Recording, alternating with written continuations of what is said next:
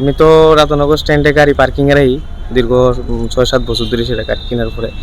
তো আমি আজকে সকালবেলা লাস্ট জুলাইয়ের 1 তারিখ, এই মাসের 1 তারিখ গাড়ি চালাই সেটা আমি গাড়ি এনে ওখানে পার্কিংয়ে রাখছি। আজকে সকালবেলা আমি গাড়িটা বাইর করতাম এসে আয়া দেখছি গাড়ির দরজা ব্যান্ড করা, দরজাটা ভাঙা এবং লক খোলা, এবং গাড়ির মধ্যে যে মিউজিক সিস্টেমটা আছে এটা নাই, এটা চুরি হয়ে গেছে।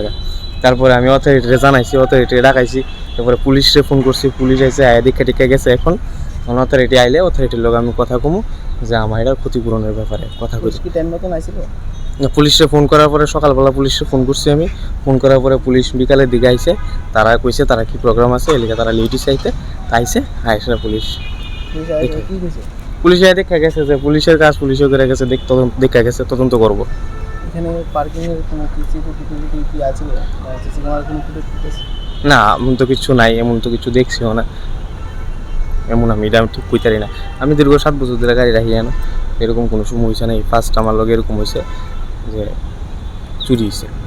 আনুমানিক 10,000 টাকার মতো মিউজিক সিস্টেমটা ছিল, চুরি হয়েছে এবং দরজাটা ব্যান্ড করছে। এটা ঠিক করতে যা লাগে এটা তো আমি কইতে পারতাম না, দোকানে আইলে তারা কইতে পারবো কত লাগবে।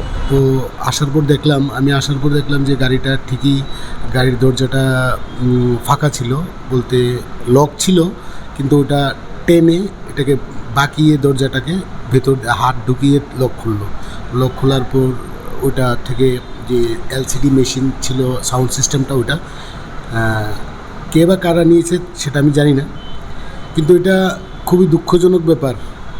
বিগত আমি যখন থেকে টিআরটিসি থেকে টেন্ডার নিয়ে এটাকে পরিচালনা করছি রাধানগর মোটর স্ট্যান্ডকে, যখনই টেন্ডারটা আমি পেয়েছি তখন তৎক্ষণাৎ আমি এটার লাইটিং ব্যবস্থা সেরকম ভালো ছিল না, লাইট লাগালাম নিজের পয়সায়। তারপর CC camera total Radhanagar motor স্ট্যান্ডে 21টা সিসি ক্যামেরা লেগেছিলাম।